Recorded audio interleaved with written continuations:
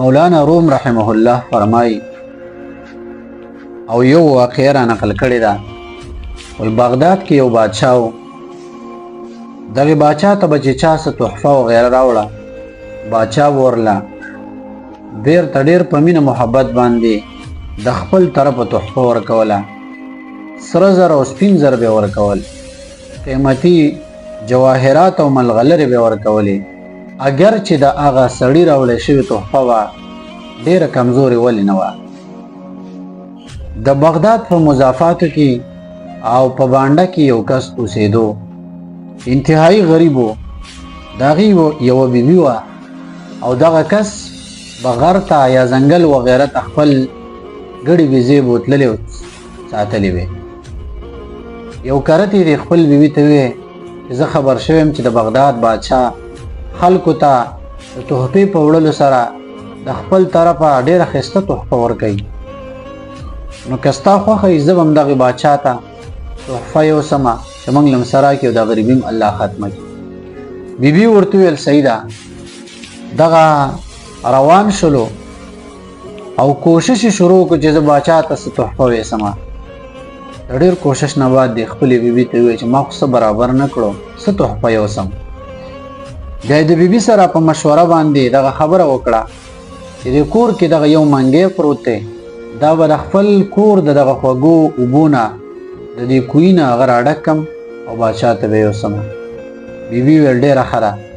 منګی راواغېستلو، د خپل کور د خوږو اوبو نه هغه منګی ډک کو او سر یې پې کېښلو او د پاسه یې پې کپړه وتړله. روان شلو بغداد ته.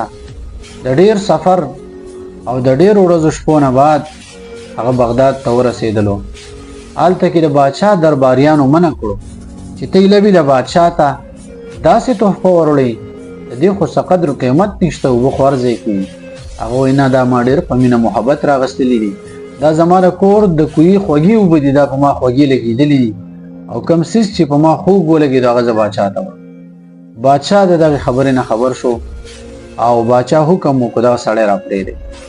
دا چې کله لاړو بادشاه ته یې دغه اوبه پیش کړې. بادشاه سلامت، ما درله د خپل کور د کوهي خوږې اوبه راوړي دي.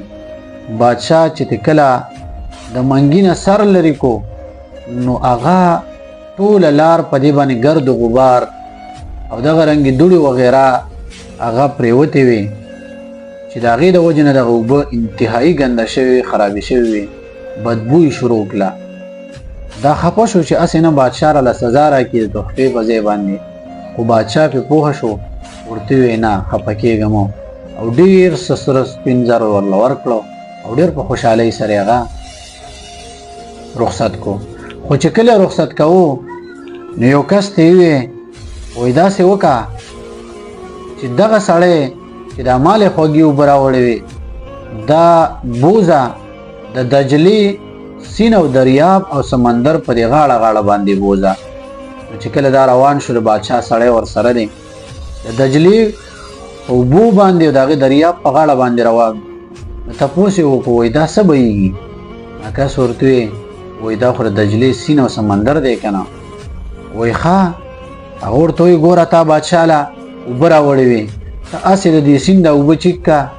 نو چې کله هغې لاس ورښکته کړو هغه اوبې وڅکلې، هغه انتهایي خوږې اوبه وې، ډېرې صفا اوبه وې او د دغه دجلې د سمندر او سیند نه د بادشاه هغه کور ته او محل ته هم یو نیر تلی و. دغه سړی د ځان سره ډېر زیات شرمنده شو چې ما خو ویل چې بادشاه ته به خوږې اوبه نه میلاویږي، اگر چې د بادشاه په کور او په محل باندې د دغې سیند او د دې دجلې د سمندر نه ښکلی نهر هم ورغلی دی. نو د بادشاه یې ډېر زیات شکریه ادا کړه چې زه خو د دې لایق نه وم چې بادشاه ماله دا راکړی دی، ځکه چې د بادشاه مخې ته خو د دې اوبو هېڅ قدر و قیمت نه و، خو بیا هم د بادشاه زه ونه رټلمه، د ګنده اوبو په ځای باندې ماله ډېر څه راکړه. مولانا روم رحمه الله د دغې واقعې ماته حق لیکلي دي چې په دې واقع کې زموږ د ټولو مسلمانانو دپاره، انسانیت دپاره یو درس دی، یو پیغام دی چې ګوره کلم یو انسان د الله د رضا لپاره د مینې محبت په خاطر د شوق په خاطر باندې یو عبادت کوي، اگر چې هغه عبادت کمزوری هغه شان نه څنګه چې د هغې عبادت حقي او بیا هم چې مینه محبت پکې، بیا هم چې شوق ذوق سره وشي، الله رب ذوالجلال په دغه ټوټه پوټه عبادت سره الله تعالی بیا ډېر څه ورکوي، د خپل شان موافق بدلې وجرونه ورکوي. ځکه چې الله رب ذوالجلال فرمایي زما بندگانو زما نه وغواړئ چې زه تاسو له درکمه، زما په خزانو کې هېڅ کمی نه راځي، زما په بادشاهۍ کې هېڅ کمی نه راځي. د دې وجې نه موږ له هم پکار دي چې د دغې واقعې نه یو عبرت واخلو.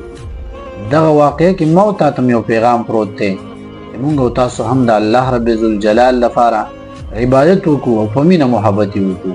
الله رب ذوالجلال دې موږ او تاسو له د صحیح عبادت کولو توفیق راکړي. واخر دعوانا الحمد لله رب العالمين.